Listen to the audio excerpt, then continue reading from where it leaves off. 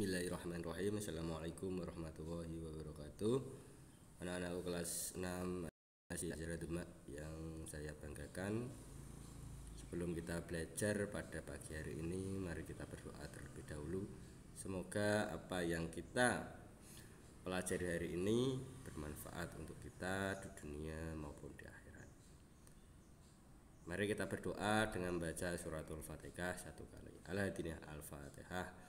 A'udzubillahi minasyaitonirrajim. Bismillahirrahmanirrahim. Alhamdulillahirabbil alamin arrahmanirrahim maliki yaumiddin. Iyyaka na'budu wa iyyaka nasta'in. Ihdinas siratal mustaqim. Shiratal ladzina an'amta 'alaihim ghairil maghdubi 'alaihim waladdallin. Amin. Anak-anakku semuanya kelas 6 ya. Yang belum sholat duha, Pak mengingatkan untuk sholat duha. Murojaah juz 30-nya juga jangan lupa ya, agar tetap ingat ya, jangan sampai dilupakan, dan membaca Asmaul Husna setiap pagi. Anak-anakku semuanya, kali ini kita akan belajar tema 4, subtema 3, pembelajaran 1 tentang bahasa Indonesia, IPS dan IPA. Bahasa Indonesia, IPS dan IPA. Untuk bahasa Indonesia ada menuliskan informasi dari teks eksplanasi tentang sumber energi alternatif. Ya, ada 5 di sini sumber energi alternatif yang dapat menghasilkan listrik. Bisa dibaca juga di buku referensi kalian. Ada matahari yang pertama. Ada 2 cara memanfaatkan energi matahari ini. Yang pertama dengan cara fotovoltaik, yaitu untuk proyeksi tenaga listrik kecil, seperti menggunakan panel surya perumahan menggunakan panel surya yang ada di perumahan. Terus ada solar thermal, yaitu solar thermal capture digunakan untuk produksi tenaga listrik dalam skala besar, bisa buat industri. Nah, ini yang solar thermal capture. Terus yang kedua ada biomasa. Nah, biomasa ini dari sisa makanan, sampah-sampah, bisa dari tumbuhan atau hewan yang sudah mati ya, itu juga bisa. Dari energi organik ini biomasa. Terus ada angin ya, untuk angin proses pembentukan energi angin berasal dari turbin yang mengubah energi kinetik yang terdapat dalam angin menjadi energi mekanik. Nah, jadi di dalam angin itu ada energi kinetik yang nanti akan diubah oleh turbin menjadi energi mekanik. Nah, energi mekaniknya ini nanti yang menggerakkan ya. Selanjutnya ada nuklir ya, ini energi yang berasal dari atom uranium yang terpecah dalam reaktor untuk memanaskan air menjadi uap ya. Pada pembangkit listrik tenaga nuklir tidak menggunakan dan membakar bahan bakar, sehingga prosesnya tidak menghasilkan emisi gas rumah kaca, sehingga tidak menghasilkan karbon dioksida, sehingga ramah lingkungan. Terus yang kelima ada geothermal, yaitu pembangkit listrik tenaga panas bumi. Nah, geothermal ini menghasilkan uap yang dihasilkan oleh waduk air panas yang terletak di beberapa mil di bawah permukaan bumi untuk menghasilkan listrik. Uap tersebut membantu turbin untuk memutar dan mengaktifkan generator yang menghasilkan listrik. Nah, itu teks eksplanasi dari sumber energi listrik alternatif, sumber energi listrik ada 5. Nanti bisa kalian pahami dan kalian kerjakan. Untuk ayo berlatihnya ya, bisa kalian kerjakan. Selanjutnya anak-anak kita ke IPS. Tentang itu ada kerjasama Indonesia dengan negara-negara ASEAN di bidang IPTEK, ilmu pengetahuan, riset dan teknologi ya. Kerjasama ya di bidang ilmu pengetahuan, riset dan teknologi dalam kerangka ASEAN ini ya, terbentuk pada tahun 1967. Berarti di awal terbentuknya ASEAN ini sudah ada kerangkanya ya.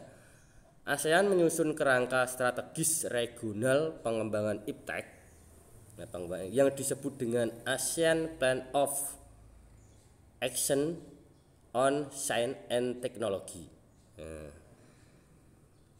Tahun 2007 sampai 2011. Dalam implementasinya diintegrasikan dengan FIP 2004 dari 2004 sampai 2011 dan ASEAN Social Culture Community Blueprint. Itu ada beberapa program utamanya, salah satunya memperkuat kolaborasi dan jaringan kerjasama riset, diperkuat kolaborasi itu kerjasamanya diperkuat, meningkatkan intensitas kegiatan iptek. Jadi ada kegiatan iptek terus melalui pertukaran tenaga ahli. Nanti ada ahli iptek yang di Indonesia ke Singapura dan sebaliknya. Memperkuat kerjasama alih teknologi. Indonesia punya teknologi canggih, bisa dipinjamkan dan sebagainya. Memperkuat pembangunan dan pemanfaatan digital contents. Itu mengembangkan pembangunan dan pemanfaatan. Untuk selanjutnya, anak-anak semuanya, bukan itu saja, kerjasama Indonesia dengan negara ASEAN di bidang iptek itu ada beberapa, diantaranya Biotrop, yaitu pusat penelitian untuk biologi yang berada di Bogor, Indonesia. Jadi kalau misalkan negara Malaysia ingin meneliti tentang biologi, bisa datang ke Bogor, Indonesia. Terus ada RESCAM, yaitu Regional Center of Education Science Mathematics, yaitu pusat penelitian pendidikan ilmu pengetahuan matematika yang berada di Penang, Malaysia. Nanti bisa jalan-jalan ke sana ya kalau yang ingin mendalami matematika. Terus ada RELS, Regional English Language Center, yaitu pusat pendidikan bahasa Inggris yang berada di Singapura. Terus yang terakhir ada SHARSA, Regional Center of Graduate Student and Research in Agriculture.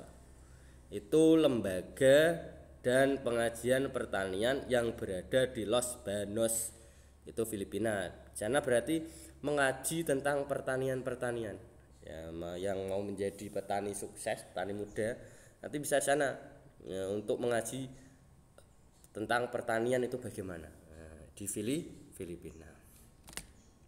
Nah, itulah anak-anak kerjasama ya, Indonesia dengan negara ASEAN di bidang iptek. Selanjutnya kita ke pelajaran selanjutnya, yaitu IPA tentang sumber alternatif energi listrik.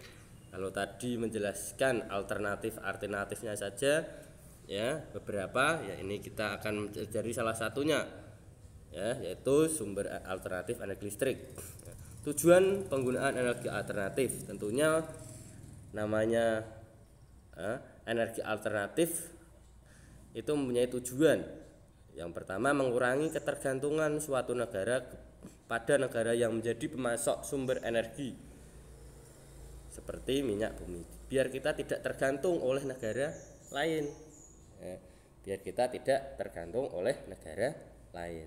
Yang kedua, mengurangi penggunaan sumber energi utama seperti minyak bumi, karena bahan bakar minyak bumi tidak bisa diperbarui dan mengurangi efek pencemaran lingkungan. Minyak bumi kalau habis tidak bisa diperbarui, dan minyak bumi ya itu bisa merusak lingkungan karena dia menghasilkan emisi gas CO2 ya, yang dapat merusak lingkungan, yang bisa menyebabkan pemanasan global ya.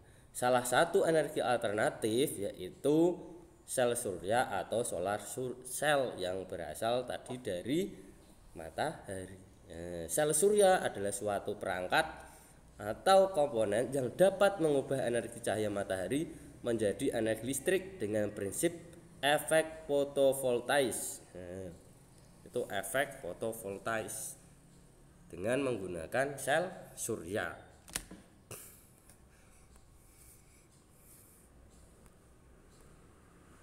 Efek fotovoltaik itu sendiri adalah suatu fenomena di mana munculnya tegangan listrik karena adanya hubungan atau kontak dua elektroda yang dihubungkan dengan sistem padatan atau cairan saat mendapatkan energi cahaya. Ini efek fotovoltaik. Terus pemanfaatan PLTS, pembangkit listrik tenaga surya, dapat diaplikasikan pada satelit, bangunan besar, pabrik industri, sistem penerangan kapal, solar home, ya, dan sebagainya. Ya, itu anak-anak ya dari pembelajaran tema 4 subtema 3. Semoga bermanfaat. Kurang lebihnya Pak Anam mohon maaf. Cukup sekian. Jangan lupa tetap belajar, semangat belajar ya. Sekian, wassalamualaikum warahmatullahi wabarakatuh.